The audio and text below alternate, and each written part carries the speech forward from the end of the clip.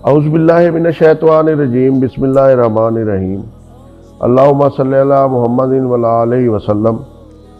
آج میں آپ لوگوں کو قرآن پاک کی وہ صورت بتانے جا رہا ہوں جس میں اللہ تعالیٰ نے زندگی گزارنے کے طریقے بتائے ہوئے ہیں، جس میں اللہ تعالیٰ نے قرآن پاک میں یہ بتایا ہے کہ آپ لوگوں نے اپنی زندگی میں کیا کیا چیزیں اپنانی ہیں جو آپ کو اللہ تعالیٰ کے راستے پہ کامیابی دیں گی۔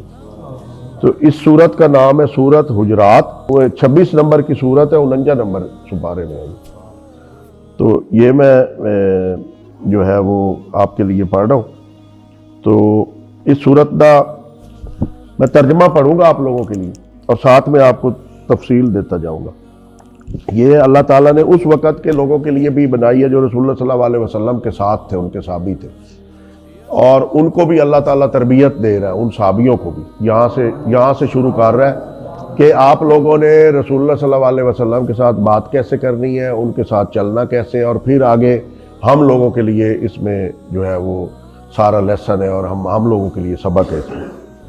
تو اللہ تعالیٰ فرماتا ہے اس صورت میں، اے لوگوں جو ایمان لائے ہو، اللہ اور اس کے رسول کے آگے پیش قدمی نہ کرو۔ مطلب پیش قدمی کا مطلب ہے اللہ اور رسول، اللہ دا رسول جلے چل رہے ہو تو اگو نہ ٹوڑو، اللہ کے رسول کے ہمیشہ پیچھے چلو، اس کے آگے نہیں چلنا، اور کسی بھی حالت میں ان سے آگے جانے کی کوشش نہ کرو، صرف چلنے میں نہیں، ہر صورت میں۔ اور اللہ سے ڈرو، اللہ سب کچھ سننے والا اور جاننے والا۔ اے لوگوں جو ایمان لائے ہو، اپنی آواز نبی کی آواز سے بلند نہ کرو۔ اس وقت لوگ جو تھے وہ بڑے بدتمیز تھے، جاہل تھے، اور وہ رسول اللہ صلی اللہ علیہ وسلم کو اونچی اونچی آوازوں سے بلاتے تھے۔ ان کا طریقہ کار تھا، اجاڑ تھے، جاہل تھے۔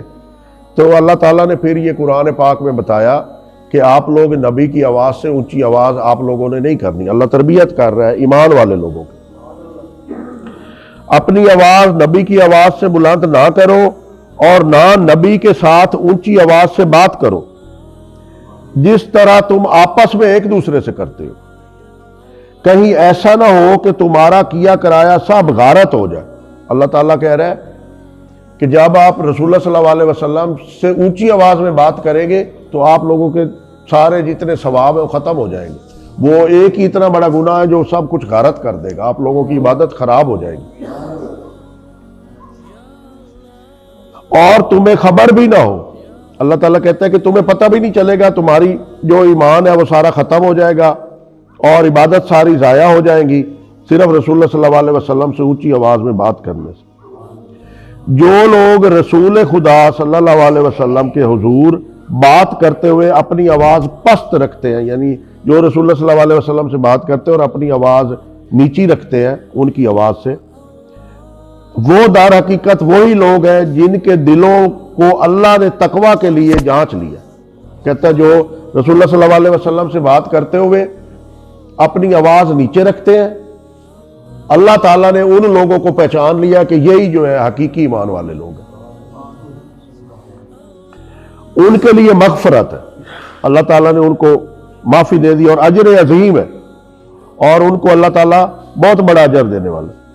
پھر اللہ تعالیٰ فرماتے ہیں، اے نبی جو لوگ تمہیں حجروں کے باہر سے پکارتے ہیں، لوگ آتے تھے نا رسول اللہ صلی اللہ علیہ وسلم اپنے اندر حجرے میں ہوتے تھے یا اپنے گھر میں ہوتے تھے، باہر آ کے رسول اللہ ایسے کر کے آوازیں لگاتے تھے، تو وہ اللہ تعالیٰ نے محسوس کیا کہ میرے نبی کو ایسے کیوں بلاتے ہیں۔ تو وہ کہہ رہے ہیں کہ جو لوگ تمہیں حجروں کے باہر سے پکارتے ہیں ان میں سے اکثر بے عقل ہے۔ اللہ تعالیٰ کہہ رہے ہیں یہ بے عقل ہے جو ایسے آ کے تم اندر حجرے میں ہو اور یہ تمہیں بلائی جا رہے ہیں۔ اگر وہ تمہارے برآمد ہونے تک صبر کرتے تو انہی کے لیے بہتر تھا۔ رسول اللہ صلی اللہ علیہ وسلم کہتے ہیں آوازیں لگانے کی بجائے اگر وہ بیٹھ کے انتظار کر لیتے اور آپ کو خود ہی آنے دیتے تو وہ ان کے لیے بہتر تھا بجائے اس کے کہ آوازیں دیتے۔ اللہ درگزر کرنے والا اور رحیم ہے۔ اللہ تعالیٰ کہتا ہے کہ چلو یہ آوازیں لگاتے ہیں اونچی اونچی، لیکن ان کے لیے بہتر یہ ہے یہ بیٹھ کے انتظار کرتے، لیکن پھر بھی میں یہ درگزر کرتا ہوں اور میں رحم کرنے والا ہوں۔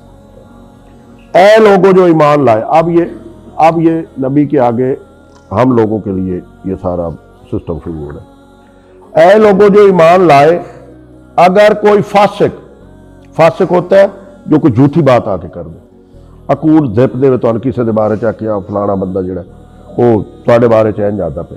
اگر کوئی فاسق تمہارے پاس کوئی خبر لے کر آئے تو تحقیق کر لیا کرو، کہیں ایسا نہ ہو کہ تم کسی گروہ کو نادانستہ نقصان پہنچا بیٹھو اور پھر اپنے کیے پر پشیمان ہو۔ اللہ تعالیٰ کہہ رہے ہیں کہ جب کوئی بندہ آپ کو آ کے کسی کے بارے میں بات کرے، اس کی بات ایسے ہی اٹھا کے آگے نہ پھیلا دو، اس بات کی تحقیق کرو، اس کو جانچو، پھر آگے وہ بات کرو۔ ایسا نہ ہو کہ آپ ایک بندہ آ کے کسی بندے کو کہتے ہیں یار فلاں بندہ تو بڑا بے ایمان ہے، آپ اگلے کو کہتے ہیں یار فلاں بندہ بڑا بے ایمان ہے، وہ اگلے کو کہتے ہیں فلاں بڑا بے ایمان، وہ تو غریب بے ایمان ہو گیا، ہے وہ نہیں۔ آپ کا یہ ایڈورٹائزمنٹ کر دینے کے کہ وہ فلاں والا بندہ بے ایمان ہے، اس بندے کا کاروبار خراب ہوا، اس بندے کو اور بھی نقصان ہوں گے، لوگ اس پہ اعتبار نہیں کریں گے، لیکن ہے وہ صحیح بندہ۔ تو اللہ تعالیٰ کہتا ہے اس کا آپ لوگوں کو نقصان ہے، بات پہلے چیک کر لیا کرو کہ پچھلا بندہ صحیح بھی کہہ رہا ہے کہ نہیں، ایسے ہی آگے نہ چلا دیا کرو۔ خوب جان رکھو کہ تمہارے درمیان اللہ کا رسول موجود ہے۔ اللہ کا رسول ویسے بھی ہر وقت موجود ہے۔ ابھی اس محفل میں بھی رسول اللہ صلی اللہ علیہ وسلم اور جو پنجتن پاک ہے اور ان لوگوں کی روحیں ایسی محفلوں میں آتی ہیں جہاں اللہ کی باتیں چل رہی ہوں، جہاں قرآن پاک کی تفسیر چل رہی ہو، تو وہاں یہ پاک روحیں جو ہے یہ آتی ہیں، اور وہ ویسے بھی موجود ہے۔ رسول اللہ صلی اللہ علیہ وسلم تو ہر وقت موجود ہے، جیسے اللہ موجود ہے وہ بھی ایسے موجود ہے۔ ان کا نور ہمارے میں ہے، ان کا نور یہ کائنات کی ہر چیز میں ہے، کیونکہ پہلے اللہ تعالیٰ نے اپنے نور سے رسول اللہ صلی اللہ علیہ وسلم کا نور محمدی بنایا تھا، پھر اس نور سے پوری دنیا بنائی، لہذا اس میں سب شامل ہے۔ ہم یہ آنکھ بند کریں تو ختم نہیں ہو جاتا، آنکھ کھولیں تو ہمیں یہ نور ہے ہمارا، یہ رسول اللہ صلی اللہ علیہ نور محمدی سے ہمیں یہ ملا ہوا۔ خوب جان رکھو کہ تمہارے درمیان اللہ کا رسول موجود ہے، اگر وہ بہت سے معاملات میں تمہاری بات مان لیا کرے تو تم خود ہی مشکلات میں مبتلا ہو جاؤ۔ جو رسول اللہ صلی اللہ علیہ وسلم کے صحابی تھے وہ انہیں مشورہ رسول جی ایسے کر لیں، ایسے کر لیں، ایسے کر لیں، تو وہ اگر ان کی نہیں مانتے تھے بات، تو اللہ تعالیٰ کہتا ہے کہ اگر وہ تمہاری بات مان لیں تو تم ہی پریشانی میں پڑ جاؤ گے، لہذا رسول اللہ صلی اللہ علیہ وسلم کو فیصلہ کرنے دیا کرو۔ مگر اللہ نے تم کو ایمان کی محبت دی اور اس کو تمہارے لیے دل پسند بنا دیا، اور کفر و فسق اور نافرمانی سے تم کو متنفر کر دیا۔ ایسے ہی لوگ اللہ کے فضل و احسان سے راست راہ میں ہے، اور اللہ علیم و حکیم ہے۔ اب یہاں اللہ تعالیٰ فرما رہا ہے، اور اگر اہل ایمان جڑے تسی ہو ماشاءاللہ، اگر اہل ایمان میں سے دو گروہ آپس میں لڑ جائیں تو ان کے درمیان صلح کرایا کرو۔ اب ہمارے درمیان آج کل یہ چل رہا ہے، ایک بندہ شیطانی کر کے دو بندوں کو آپس میں لڑاتا ہے، تو یہ سب سے بڑا گناہ، شیطانی کر کے لڑانا نہیں چاہیے کسی کو۔ اللہ تعالیٰ قرآن پاک میں کہہ رہا ہے کہ اے ایمان والو، جب دو لوگ آپس میں کوئی لڑ پڑے، یا دو گروپ لڑ پڑے، یا دو لوگ آپس میں لڑ پڑے، ایون میاں بیوی بھی آپس میں لڑ پڑے، وہ بھی اس میں شامل ہے، تو آپ لوگوں کو چاہیے کہ آپ ان میں جا کے صلح کرائیں، نہ کہ اس کی بات اس کی بات کر کے اور آگ بھڑکائیں۔ یہ بھڑکانا شیطان کا کام ہے۔ اگر یہ آپ کر رہے ہیں تو پھر اس کا مطلب ہے کہ آپ شیطان کے اعلی کار بنے ہوئے ہیں۔ اپنے آپ کو غور کریں، روکیں کہ یہ شیطان میرا تماشا بنا رہا ہے، میں نے اس کا کہا نہیں ماننا۔